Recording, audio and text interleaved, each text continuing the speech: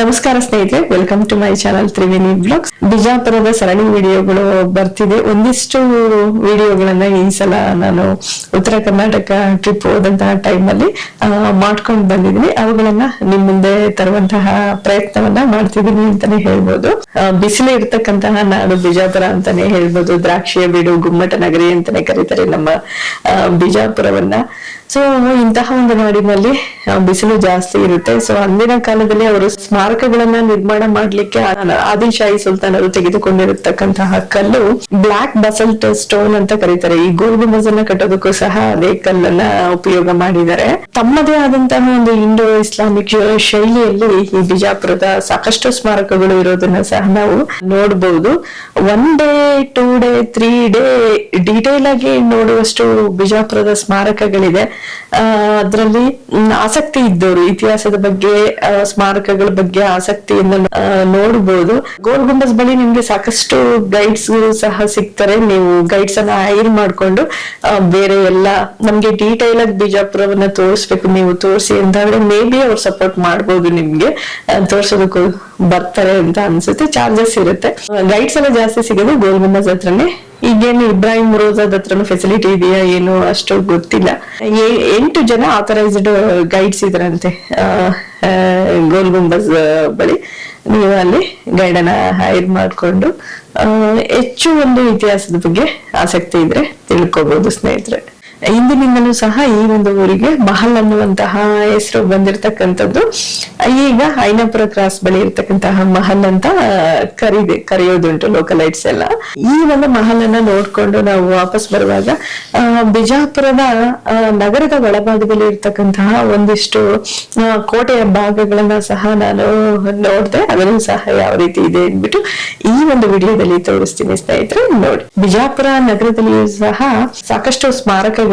ಅದರಲ್ಲಿ ಈ ಬಿಜಾಪುರದ ಕೋಟೆ ಅದನ್ನು ಸಹ ಸ್ಮಾರಕಗಳು ಅಂತಾನೆ ಹೇಳ್ಬೋದು. ಹಿಂದೆ 16ನೇ ಶತಮಾನದಲ್ಲಿ ಬಿಜಾಪುರ ಸಿಟಿ ಏನಿದೆ ಅದಕ್ಕೆ ಒಂದು ಏನು ಜಾಗತಿಕ ಮಟ್ಟದಲ್ಲಿ ಒಳ್ಳೆಯ ಒಂದು ಸ್ಥಾನ ಕೂಡ ಇತ್ತಂತೆ. 3 ಸುತ್ತಿನ ಕೋಟೆ ಬಿಜಾಪುರದ ಸುತ್ತ ಇತ್ತು ಅನ್ನೋದು ಒಂದು ವಾಡಿಕೆ. ಈಗ ಅಫಿಷಿಯಲ್ ನೇಮ್ ಬಿಜಾಪುರಕ್ಕೆ ಬಂದು ವಿಜಯಪುರ ಅಂತ ನಾವು ನೋಡ್ಬೋದು, ಬದಲಾಯಿಸಲಾಗಿದೆ. ಈ ಒಂದು ಬಿಜಾಪುರದ ನಗರದ ಮಧ್ಯಭಾಗದಲ್ಲಿ ಸಾಕಷ್ಟು ಕೋಟೆಯ ಕುರುಹುಗಳು ಇಂದಿಗೂ ಸಹ ಇರೋದನ್ನ ನೋಡ್ಬೋದು. ಅದರಲ್ಲಿ ನಾನು ಒಂದ್ ಸ್ವಲ್ಪ ಕ್ಯಾಪ್ಚರ್ ಮಾಡ್ಕೊಂಡು ಬಂದೆ ಅಂತಾನೆ ಹೇಳ್ಬೋದು. ಕಂಪ್ಲೀಟ್ ನಿಮ್ಗೆ ಕೋಟೆ ಬಗ್ಗೆನೇ ವಿಡಿಯೋ ಮಾಡೋದಕ್ಕೆ ನಗರದ ಸುತ್ತಮುತ್ತ ಎಲ್ಲಿ ಅದು ಲೇಯರ್ಸ್ ವೈಸ್ ಹೋಗಿದೆ. ಮತ್ತೆ 8 ಏನು ದಿಡ್ಡಿ ಬಾಗಿಲುಗಳು ಅಂತ ಕರಿತೀವಿ. ಕೋಟೆಗೆ ಹಿಂದಿನ ಕಾಲದಲ್ಲಿ ಬಾಗಿಲುಗಳು ಇರ್ತಿತ್ತು. ನಾಗರಿಕರು ಹೊರ ಹೋಗ್ಲಿಕ್ಕೆ ಈ ರೀತಿ ಕೋಟೆ ಕಟ್ಕೊಂಡ್ಬಿಟ್ಟು ದೊಡ್ಡದಾದ ಬಾಗಿಲನ್ನ ಇಟ್ಟಿರ್ತಿದ್ರಲ್ಲ, ಆ ಬಾಗಿಲಿಗೆ ದಿಡ್ಡಿ ಬಾಗಿಲು ಅನ್ನುವಂತಹ ಹೆಸರು. ಆದ್ರೆ ಸಾಕಷ್ಟು ಎಲ್ಲ ಹಾಳಾಗಿದೆ. ರೈಲ್ವೆ ಗೇಟ್ ಬಳಿ ಇರತಕ್ಕಂತಹ ಒಂದು ಕೋಟೆಯ ಸ್ಮಾರಕದಲ್ಲಿ ಮಾತ್ರ ದಿಡ್ಡಿ ಬಾಗಿಲನ್ನ ಇಂದಿಗೂ ಸಹ ನೋಡ್ಬೋದು. ಅಲ್ಲೆಲ್ಲ ಹತ್ರ ಹೋಗಿ ನೋಡೋದೆಲ್ಲ ಸ್ವಲ್ಪ ಕಷ್ಟ ಅಂತಾನೆ ಹೇಳ್ಬೋದು. ಮತ್ತೆ ಬಿಜಾಪುರದ ಸುತ್ತ ಇರತಕ್ಕಂತಹ ಈ ಕೋಟೆಯ ಮತ್ತೊಂದು ವಿಶೇಷ ಏನು ಅಂತ ಅಂದ್ರೆ ಶತ್ರುಗಳು ಒಳನುಗ್ಗಿ ಬರೋದಕ್ಕೆ ಈಸಿಯಾಗಿ ಆಗ್ತಿರ್ಲಿಲ್ಲ. ಯಾಕಂತ ಅಂದ್ರೆ ಅವರು ಕೋಟೆಯ ಗೋಡೆಯನ್ನ ದಾಟ್ಕೊಂಡು ಬಂದ್ರು ಸಹ ಒಳಭಾಗವನ್ನ ಪ್ರವೇಶಿಸುವುದಕ್ಕೆ ಕಷ್ಟ ಆಗ್ತಿತ್ತು. ಯಾಕಂತ ಅಂದ್ರೆ ಕಂದಕಗಳನ್ನ ನಿರ್ಮಿಸ್ಕೊಂಡಿದ್ರು.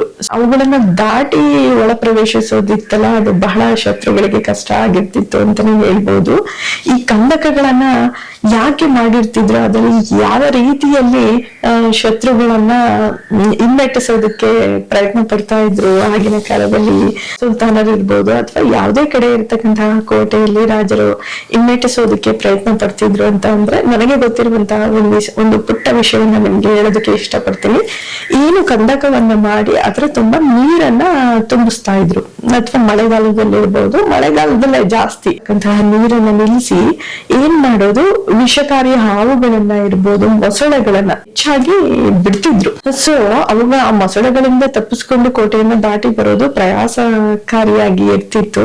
ಆದ್ರೆ ಶತ್ರುಗಳು ದಾಳಿ ಮಾಡೋರು ಅವರು ಸಹ ಒಂದು ಉಪಾಯವನ್ನ ಮಾಡ್ಕೊಂಡಿರ್ತಿದ್ರು. ಅದು ಏನು ಅಂತ ಅಂದ್ರೆ ಈ ಉಡ ಅನ್ನುವಂತಹ ಪ್ರಾಣಿ ಗೊತ್ತಿರ್ಬೋದು, ನಿಮ್ಗೆ ಕೇಳಿರ್ತೀರಾ. ಆ ಉಡ ಅನ್ನುವಂತಹ ಪ್ರಾಣಿಯನ್ನ ಕೋಟೆಯ ಗೋಡೆಗಳೇನಿರುತ್ತೆ ಅದಕ್ಕೆ ಹಗ್ಗಕ್ಕೆ ಕಟ್ಟಿಸಿ ಜೋರಾಗಿ ಒಗಿತಾ ಇದ್ರು, ಬೀಸ್ತಾ ಇದ್ರು. ಸೊ ಅದು ಹೋಗಿ ಅದು ಉಡ ನಿಮ್ಗೆ ಗೊತ್ತಿರ್ಬೋದು, ಕೈಯನ್ನ ಒಂದು ಸತಿ ಹಿಂಗ್ ಇಟ್ಕೊಂಡ್ರೆ ಅಷ್ಟು ಈಸಿಯಾಗಿ ಬಿಡೋದಿಲ್ಲ. ತುಂಬಾನೇ ಗಟ್ಟಿಯಾಗಿ ಇಟ್ಕೊಳ್ಳುವಂತಹ ಪ್ರಾಣಿ ಅಂತಾನೆ ಹೇಳ್ಬೋದು. ಸೊ ಇಟ್ಕೊಂಡಂತಹ ಟೈಮ್ ಅಲ್ಲಿ ಉಡದ ಬಾಲಕ್ಕೆ ಹಗ್ಗವನ್ನ ಕಟ್ಟಿರ್ತಿದ್ರಲ್ಲ, ಅದನ್ನ ಸಪೋರ್ಟ್ ಅನ್ನ ತೆಗೆದುಕೊಂಡು ಶತ್ರುಗಳು ಕೋಟೆಯನ್ನ ದಾಟೋದಕ್ಕೆ ಬಳಸ್ಕೊತಾ ಇದ್ರು. ಈ ರೀತಿ ಅವರು ತಂತ್ರಕ್ಕೆ ಒಂದು ಪ್ರತಿತಂತ್ರವನ್ನ ಶತ್ರುಗಳು ಉಪಯೋಗ ಮಾಡ್ಕೊಂಡು ಕೋಟೆಯನ್ನು ನುಸುಡುತ್ತಿದ್ರು. ಕೋಟೆಯ ಬಗ್ಗೆ ಇರ್ತಕ್ಕಂಥ ಸಂಕ್ಷಿಪ್ತ ಮಾಹಿತಿ ಅಂತಾನೆ ಹೇಳ್ಬೋದು. ಇನ್ನು ಬಿಜಾಪುರದ ಕೋಟೆಯ ಸುತ್ತ ಸಾಕಷ್ಟು ಏನು ಬಾಗಿಲುಗಳು, ದಿಡ್ಡಿ ಬಾಗಿಲುಗಳು ಅಂತ ಹೇಳ್ತೀವಿ, ನಗರದ ಹೊರಭಾಗಕ್ಕೆ ಸಂಬಂಧಪಟ್ಟಂತೆ ಒಂದು ಕೋಟೆ ಅಂದಿನ ಕಾಲದಲ್ಲಿ ಇತ್ತು. ಹಾಗೆ ನಾಗರಿಕರು ಒಳಭಾಗದಲ್ಲಿ ಸ್ವಲ್ಪ ಓಡಾಡ್ಲಿಕ್ಕೂ ಸಹ ಕೆಲವೊಂದು ಕೋಟೆಯ ಪ್ರದೇಶಗಳು ಇದ್ದು ಸಹ ಈ ಕೋಟೆಯನ್ನ ಮೇಲ್ಭಾಗದಲ್ಲಿ ಶತ್ರುಗಳು ಬರ್ತಾರೋ ಇಲ್ವೋ ಅಂದ್ಬಿಟ್ಟು ಕೋಟೆಯ ಮೇಲ್ಭಾಗದಲ್ಲಿ ನಿಂತು ಒಂದು ಪಹರೆಯನ್ನ ಕಾಯ್ಲಿಕ್ಕೆ ಕೋಟೆಯ ಸುತ್ತ ಅಲ್ಲಲ್ಲಿ ಮಧ್ಯಭಾಗದಲ್ಲಿ ರೌಂಡ್ ಆಕಾರದಲ್ಲಿ ಕೆಲವೊಂದಿಷ್ಟು ಬುರುಜ್ ಅಂತ ಕರಿತೀವಿ, ಬುರುಜ್ಗಳನ್ನ ಅಂದಿನ ಕಾಲದಲ್ಲಿ ಮಾಡ್ಕೊಂಡಿದ್ವಿ. ಈಗಲೂ ಸಹ ಬಿಜಾಪುರದ ಈಗ ಮನ್ಗುಳಿ ಅಕ್ಸಿ ಹತ್ರನೂ ಹೋದ್ರೂ ನಿಮ್ಗೆ ಬುರುಜ್ಗಳು ಸಿಗುತ್ತೆ. ಮನ್ಗುಳಿ ಅಕ್ಸಿ ಗೇಟ್ ಇದೆ ನೋಡಿ, ಅದು ಬಾಗಿಲಿಲ್ಲ, ಬಟ್ ಅದು ಇಂದಿಗೂ ಸಹ ಕಾರ್ಯನಿರತವಾಗಿದೆ. ರಸ್ತೆ ಮಾರ್ಗ ಈಗ್ಲೂ ಸಹ ಅದನ್ನೇ ಅಫಿಷಿಯಲ್ ಆಗಿ ಮಾಡ್ಕೊಂಡಿದ್ದಾರೆ. ಸಾಕಷ್ಟು ವೆಹಿಕಲ್ಸ್ ಗಳು ಆ ಮಾರ್ಗವಾಗಿ ಬರುತ್ತೆ. ಇದೇ ರೀತಿ ಸಾಕಷ್ಟು ಈ ರೀತಿಯ ಕೋಟೆಯ ಗೇಟ್ಗಳಿದೆ ಬಿಜಾಪುರದಲ್ಲಿ. ಸುಮಾರು 8 ಇರ್ಬೋದು, ಇನ್ನೂ ಜಾಸ್ತಿನೇ ಇರ್ಬೋದು ಅನ್ಸುತ್ತೆ. ನಿಖರವಾಗಿ ನನಗೆ ಅಷ್ಟು ಗೊತ್ತಿಲ್ಲ. ಸವಿಸ್ತಾರವಾಗಿ ಆ ಕೋಟೆ ಬಗ್ಗೆನೆ ಒಂದು ವಿಡಿಯೋವನ್ನ ನೋಡಿದ್ರೆ ನಾವು ಖುದ್ದಾಗಿ ಹೋಗಿ ಬಿಜಾಪುರದ ನಗರ ಸುತ್ತ ಎಲ್ಲ ತಿರುಗಾಡಿದೀವಿ. ಬಟ್ ಅದು ಹತ್ತಿರ ಹೋಗಿ ಎಲ್ಲೆಲ್ಲಿಂದ ಹೇಗೆ ಕನೆಕ್ಟ್ ಆಗುತ್ತೆ ಅನ್ನೋದನ್ನ ನಿಖರವಾಗಿ ನೋಡಿದ್ರೆ ಇನ್ನು ಹೆಚ್ಚಿಗೆ ಅರ್ಥ ಆಗುತ್ತೆ ಅಂತಾನೆ ಹೇಳ್ಬೋದು. ಈ ರೀತಿಯ ಗೇಟ್ ಬಳಿ ಅಥವಾ ಬೇರೆ ಬೇರೆ ಕಡೆಗಳಲ್ಲಿ ಸಾಕಷ್ಟು ಬುರುಜ್ಗಳಿದೆ. ಸೊ ಆ ಬುರುಜ್ಗಳ ಮೇಲೆ ಸೈನಿಕರು ನಿಂತು ಶತ್ರುಗಳು ನಗರದ ಒಳಗೆ ಪ್ರವೇಶ ಮಾಡ್ತಿದ್ರು ಇಲ್ಲವೋ ಅಂದ್ಬಿಟ್ಟು ಪಹರೆಯನ್ನ ಕಾಯ್ತಿದ್ರು. ಹಾಗೆ ಶತ್ರುಗಳನ್ನ ಹಿಮ್ಮೆಟ್ಟಿಸ್ಲಿಕ್ಕೆ ಅವರು ಅಂದಿನ ಕಾಲದಲ್ಲಿಯೇ ಪಿರಂಗಿಗಳನ್ನು ಇಟ್ಟಿದ್ದಾರೆ. ಈಗಲೂ ಸಹ ಬಿಜಾಪುರದ ನಗರದ ಕೆಲವು ಬುರುಜ್ಗಳ ಮೇಲೆ ಪಿರಂಗಿಗಳು ಇಟ್ಟಿರುವುದನ್ನ ಸಹ ನಾವು ಬಿಜಾಪುರದ ನಗರದಲ್ಲಿ ಕಾಣಬಹುದು.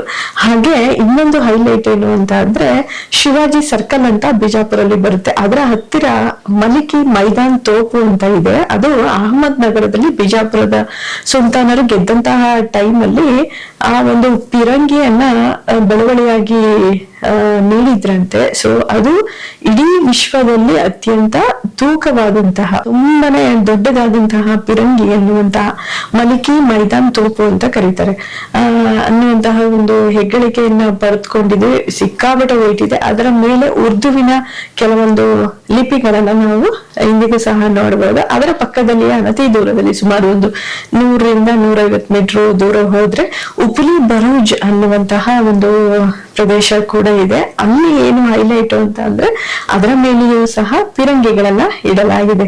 ಒಂದು 2-3 ಇರ್ಬೋದು ಅನ್ಸುತ್ತೆ. ಮುಂಚೆ ಅದ್ರ ಮೇಲೆ ಇಟ್ಟಿರ್ತಕ್ಕಂತಹ ಪಿರಂಗಿ ಮುಂಚೆ ಇನ್ನೊಂದು ಇಲ್ಲೇ ಮಲಿಕಿ ಮೈದಾನ ಮೇಲೇನೆ ಇತ್ತು. ಸಾಕಷ್ಟು ವರ್ಷಗಳ ಹಿಂದೆ, ಸುಮಾರು ಒಂದು 10 ವರ್ಷಗಳ ಹಿಂದೆ ಅಲ್ಲೇ ಇತ್ತು, ನಾನು ನೋಡಿದ್ದೆ. ಬಟ್ ಅದನ್ನ ಬೇರೆ ಕಡೆ ಸ್ಥಳಾಂತರ ಮಾಡಿದ್ದಾರೆ. ಈ ಉಪ್ಲಿ ಬರೂಜ್ ತುಂಬಾನೇ ಎತ್ತರವಾಗಿದೆ. ಸಾಕಷ್ಟು ಮೆಟ್ಟಿಲುಗಳನ್ನ ಏರಿ ಮೇಲ್ಭಾಗಕ್ಕೆ ಹೋದ್ರೆ ನಿಮ್ಗೆ ಪಿರಂಗಿಗಳ ಇಟ್ಟಿದ್ದಾರೆ. ಮತ್ತೆ ಆ ಪಿರಂಗಿಗಳನ್ನ ತಿರುಗಿಸ್ಲಿಕ್ಕೆ ಮಾಡಿರ್ತಕ್ಕಂತಹ ಏನು ಒಂದು ಅವ್ರದೇ ಆದಂತಹ ಒಂದು ತಂತ್ರಜ್ಞಾನ ಅಂತಾನೆ ಹೇಳ್ಬೋದು. ಯಾಕಂತಂದ್ರೆ ಶತ್ರುಗಳು ಬೇರೆ ಬೇರೆ ದಿಕ್ಕಿನಿಂದ ದಾಳಿ ಮಾಡಿದಂತ ಟೈಮ್ ಅಲ್ಲಿ ಆ ಪಿರಂಗಿಗಳನ್ನ ತಿರುಗಿಸ್ಕೊಳ್ಳೋದಕ್ಕೆ 90 ಡಿಗ್ರಿ ಇರ್ಬೋದು, 360 ಡಿಗ್ರಿ ವೈಸ್ ಅಲ್ಲಿ ತಿರುಗಿಸ್ಕೊಂಡು ಶತ್ರುಗಳ ಮೇಲೆ ಒಂದು ಹೊಡೆಯೋದಕ್ಕೆ, ದಾಳಿ ಮಾಡೋದಕ್ಕೆ ಹೆಲ್ಪ್ ಆಗ್ಲಿ ಅನ್ನೋದಕ್ಕೋಸ್ಕರ ಯಾವೆಲ್ಲ ತಂತ್ರಗಾರಿಕೆಯನ್ನ ಮಾಡ್ಕೊಂಡಿರ್ತಿದ್ವು. ಅದು ಪಿರಂಗಿ ಅಂತಂದ್ರೆ ತುಂಬಾನೇ ತೂಕ ವಜ್ಜ ಇರುತ್ತೆ. ಅದನ್ನು ಸಹ ನಾವಿಲ್ಲಿ ನೋಡ್ಬೋದು. ಇದು ಬಿಜಾಪುರದಲ್ಲಿ ಆದಿಲ್ಶಾಹಿ ಸುಲ್ತಾನರು ತಮ್ಮ ಸಾಮ್ರಾಜ್ಯವನ್ನ ಸಂರಕ್ಷಣೆ ಮಾಡ್ಕೊಳ್ಳೋದಕ್ಕೋಸ್ಕರ ಕೋಟೆಯನ್ನ ಕಟ್ಟಿ ಅಂದಿನ ಕಾಲದಲ್ಲಿ ಹೇಗೆ ಆಳ್ವಿಕೆಯನ್ನ ಮಾಡಿದ್ರು ಅನ್ನೋದಕ್ಕೆ ಈ ಒಂದು ಬಿಜಾಪುರದ ಸುತ್ತ ಇರತಕ್ಕಂತಹ ಕೋಟೆಯ ಬಗ್ಗೆ ಅಧ್ಯಯನ ನಡೆಸಿದ್ರೆ ನಮ್ಗೆ ಹೆಚ್ಚಿನ ಒಂದು ವಿಷಯಗಳು ತಿಳಿದು ಬರುತ್ತೆ.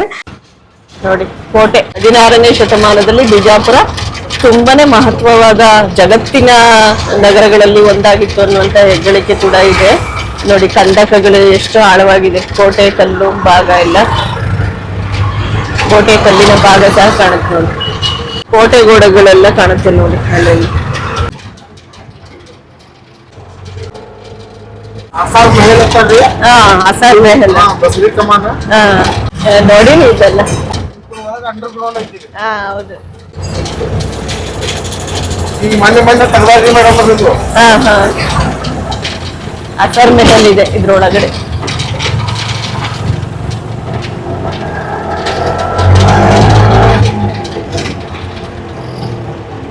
ಈಗ ರೋಡ್ ಐತೆ.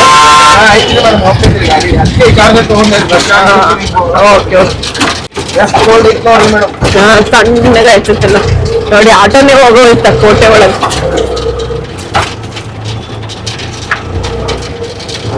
ಸ್ನೇಹಿತರೆ ನೋಡ್ಬೋದು, ಮೇಲ್ಭಾಗದಲ್ಲಿ ಮಸೀದಿಯ ರೀತಿಯಲ್ಲಿ ಸಹ ಇದೆ. ಈ ರೀತಿ ಇದೆ ನೋಡಿ. ಕೋಟೆ ಎಲ್ಲ ಇತ್ತು ಹಿಂದಿನ ಕಾಲದಲ್ಲಿ. ನಮಾಜ್ ನಡೀತಿರ್ಬೇಕು, ಹಂಗಾಗಿ ಏನು ಮೇಲೆ ಹೋಗೋ ಪ್ರಯತ್ನ ಮಾಡ್ತಾ ಇಲ್ಲ ನಾನು.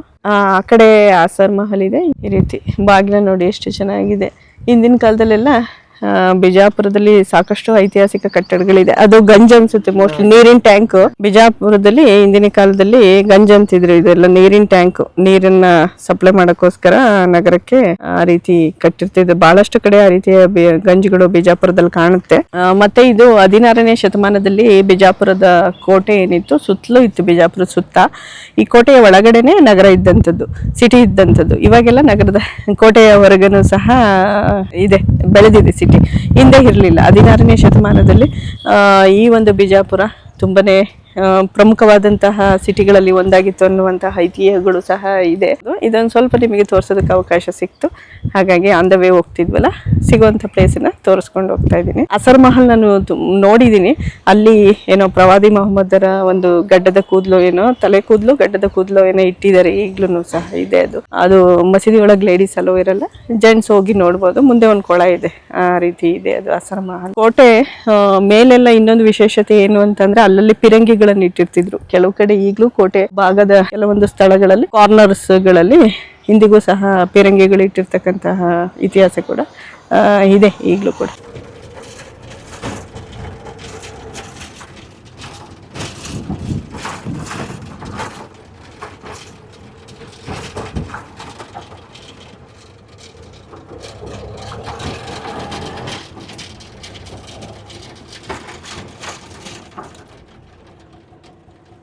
ಇದಕ್ಕಿಂತ ಮುಂಚೆ ನಾನು ನಿಮ್ಗೆ ಒಂದು ವಿಡಿಯೋನ ಪ್ರೆಸೆಂಟ್ ಮಾಡಿದ್ದೀನಿ. ಏನು ಅಂತ ಅಂದ್ರೆ, ಬೆಳಗಾವಿ ಜಿಲ್ಲೆಯ ಅಥಣಿ ತಾಲೂಕಿನಲ್ಲಿ ಇರತಕ್ಕಂತಹ ಕೀಳೆಗಾವ ಬಸವಣ್ಣ ಟೆಂಪಲ್ ಅಂದ್ಬಿಟ್ಟು. ಈ ಒಂದು ಟೆಂಪಲ್ಗೆ ಹೋದಂತಹ ಸಂದರ್ಭದಲ್ಲಿ ನನಗೆ ತಿಳಿದಂತಹ ಒಂದು ಇತಿಹಾಸ ಏನು ಅಂತ ಅಂದ್ರೆ, ಅಲ್ಲಿನ ಒಂದು ದೇವರ ಮಹಿಮೆಯನ್ನ ಕಂಡು ಬಿಜಾಪುರದ ಆದಿಲ್ಶಾಹಿ ಸುಲ್ತಾನರು ಆ ಒಂದು ನಂದಿಯನ್ನ ಧ್ವಂಸ ಮಾಡೋದಕ್ಕೆ ತಮ್ಮ ಆಳುಗಳನ್ನ ಕಳಿಸಿದ್ರಂತೆ. ಆಳುಗಳು ಹೋಗಿ ಆ ನಂದಿಯ ಎರಡೂ ಭಾಗವನ್ನ ಹಾರೆಯಲ್ಲಿ ಮೀಟಿದ ಸಂದರ್ಭದಲ್ಲಿ ಒಂದ್ ಕಡೆ ರಕ್ತ ಮತ್ತೊಂದ್ ಕಡೆ ಹಾಲು ಬಂದಿರತಕ್ಕಂತಹ ನಿದರ್ಶನಗಳಿತ್ತಂತೆ. ಹಾಗೆ ಆ ದೇವರಿಗೆ ಮಾಂಸಾಹಾರದ ನೈವೇದ್ಯ ಮಾಡಿದಂತ ಸಂದರ್ಭದಲ್ಲಿ ಅದೆಲ್ಲ ಜೇನುಹುಳಗಳಾಗಿ ಅವ್ರಿಗೆಲ್ಲ ಕಚ್ಚಿದ್ದು ಉಂಟಂತೆ. ಆ ಒಂದು ಬಸವಣ್ಣನನ್ನ ನಾಶ ಮಾಡೋದಕ್ಕೆ ಟ್ರೈ ಮಾಡಿದಂತ ಸಂದರ್ಭದಲ್ಲಿ ಬಿಜಾಪುರದ ಆದಿಲ್ಶಾಹಿ ಸುಲ್ತಾನನು ಒಬ್ಬರಿಗೆ ಕಣ್ಣು ಹೋಯ್ತಂತೆ. ಆ ಯಾವ ಸುಲ್ತಾನರ ಕಾಲದಲ್ಲಿ ಈ ಒಂದು ಘಟನೆ ನಡೀತು ಅಂದ್ಬಿಟ್ಟು ನಿಖರವಾದ ಮಾಹಿತಿ ಸಿಗ್ಲಿಲ್ಲ. ಬಟ್ ಅವ್ರು ಹೇಳಿದ್ದು ಬಿಜಾಪುರದ ಆದಿಲ್ಶಾಹಿ ಸುಲ್ತಾನರ ಕಾಲದಲ್ಲಿ ಈ ರೀತಿ ಆಗಿತ್ತು ಅನ್ನುವುದು ಸ್ಥಳೀಯವಾಗಿ ಸಿಕ್ಕಂತಹ ಒಂದು ಮಾಹಿತಿ ಅಂತಾನೆ ಹೇಳ್ಬೋದು. ತದನಂತರ ದೇವರಲ್ಲಿ ತಪ್ಪಾಯ್ತು ಅಂತ ಕೇಳ್ಕೊಂಡು ದೇವರಿಗೆ ಒಂದು ಗುಡಿಯನ್ನು ಸಹ ಕಟ್ಟಿಸ್ತಾರಂತೆ ಆದಿಲ್ಶಾಹಿ ಸುಲ್ತಾನನೊಬ್ಬ. ಆಮೇಲೆ ಆ ಸುಲ್ತಾನನ್ಗೆ ಕಣ್ಣು ಹೋಗಿತ್ತಲ್ಲ, ಅದು ಕಣ್ಣು ವಾಪಸ್ ಬಂದಿದೆ ಅನ್ನುವಂತಹ ಒಂದು ಕಥೆಯನ್ನು ಕೇಳಿದೆ. ಹೀಗೆ ಇತಿಹಾಸದಲ್ಲಿ ಸಾಕಷ್ಟು ವಿಷಯಗಳಿರುತ್ತೆ. ನಾವು ಟ್ರಾವೆಲ್ ಅನ್ನೋದು ಓನ್ಲಿ ನಾವು ಜಸ್ಟ್ ಹಿಂಗೆ ಹೋದ ಹಿಂಗೆ ಬಂದ ಅಂತ ಅಲ್ಲ. ನಾವು ಯಾವ ಪ್ರದೇಶವನ್ನು ಹೋಗ್ತೀವಿ ಅಲ್ಲಿನ ಬಗ್ಗೆ ಸ್ವಲ್ಪನಾದ್ರೂ ಮಾಹಿತಿಯನ್ನ ತಿಳ್ಕೊಂಡು ನೋಡೋದಕ್ಕೆ ಪ್ರಯತ್ನ ಪಟ್ರೆ ಒಳ್ಳೇದು ಅಂತ ಅನ್ಸುತ್ತೆ.